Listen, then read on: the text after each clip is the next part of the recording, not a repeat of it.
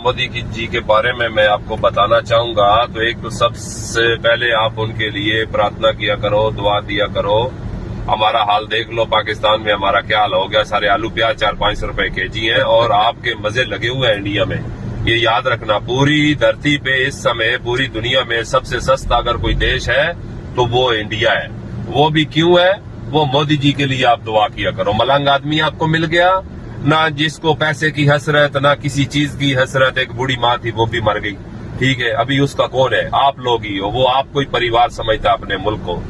तो देखो, United Arab अमारात में पहले एग्रीमेंट था, तो अभी G20 भी गया तो पूरा अरब उन्होंने मानो कि अपने साथ अटैच कर लिया। जो ट्रेन आपको जैसे कि बताई है कि वो ट्रेन है इस समय चल रही है अबू धाबी से फुजेरा के लिए, और आने वाले समय में 2035 तक वो ट्रेन जो है अबू धाबी से फिर जाएगी। वो Qatar, Bahrain, Saudi, Kuwait, Oman, Al Ain से होके आएगी फुजेरा, और फुजेरा से जाएगी बंबई बरास्ता समुंदर के रास्ते से। देखो, एक तीर से वो दो शिकार करने वाली बात है। यहाँ पर पानी की आपको मालूम है बहुत बड़ी समस्या है। पानी समुद्र का साफ करके पिलाते हैं, फिर उठा ले जाते हैं, फिर साफ करते हैं। आपने रोडों पे ये देख रहे हैं फूल पेड़ वगैरह लगे हुए हैं, तो यहाँ पर 2 दफा साफ करके वो पानी जाकर खत्म होता है। तो वो उस ट्रेन के नीचे डाली जाएगी पाइपलाइनें डालने का ये मकसद है कि आपके इंडिया से आएगा पानी और यहाँ से जाएगा डीजल पेट्रोल। तो मानो दोनों देश बहुत आगे बढ़ जाएंगे।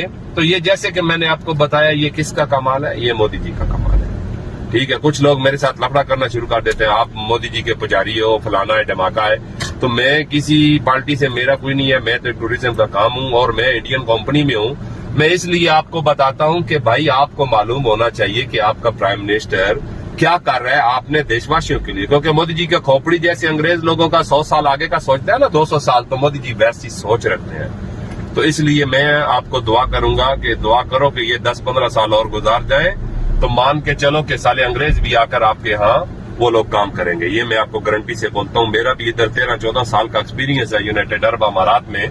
तो हमने देखा है, अभी आप हमारा हिसाब लगा लो कि पाकिस्तान में कभी इतनी खुदकुशियां नहीं हुई, ठीक है।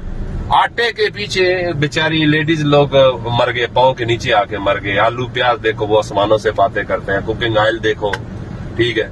तो आप तो माशाल्लाह देखो कहाँ पहुंच गए, जिसका कोई हिसाब नहीं है। फिर आप देखो ग्रोसरी शॉप यूनाइटेड अरब अमारात में, क्या पूरे अरब में उसकी ओनर भी इंडियन, सुपरमार्केटों के ओनर भी इंडियन, लुलू बड़ा हैबर मार्केट है उसका भी ओनर इंडियन, गोल्ड के काम में 85% इंडियन, रहने वाली जगह में बरदुबई, करामा, ऊद में था, इब्ने बतूता मॉल की बैक साइड में, डाउन टाउन में, पाम जमेरा में, यहाँ पर भी सबसे ज्यादा इंडियन है। पाम जमेरा वो जगह है जो डेट्स का दरख्त जो बना हुआ है ना समुद्र के अंदर, उसी में देखो अंबानी जी के साहबजादे का भी घर है और शाहरुख खान का भी घर है, ठीक है। तो हर चीज में देखो आपकी कितनी रिस्पेक्ट है। सबसे बड़ी बात है यूनाइटेड अरब अमारात में ये मजहब वाले भेदभाव बिल्कुल नहीं है, बिल्कुल नहीं है मजहब भेद वाले। ये भाई हिंदू है, ये मुस्लिम, एक थाली में सब मिलकर खा रहे हैं। देखो अबू धाबी में स्वामी नारायण भगवान जी का मंदिर बन रहा है, वो किसने बनवाया? एग्रीमेंट किसने किया? मोदी जी ने किया। किन के साथ किया? शेख खलीफा बिन जायद अल नहयान के साथ किया, जो मर गए हैं। दुबई में भगवान जी का मंदिर बना के दिया, सारे भगवान है, गुरुद्वारा साहब बना के दिया, क्रिश्चियन लोगों के लिए सब कुछ बना दिया।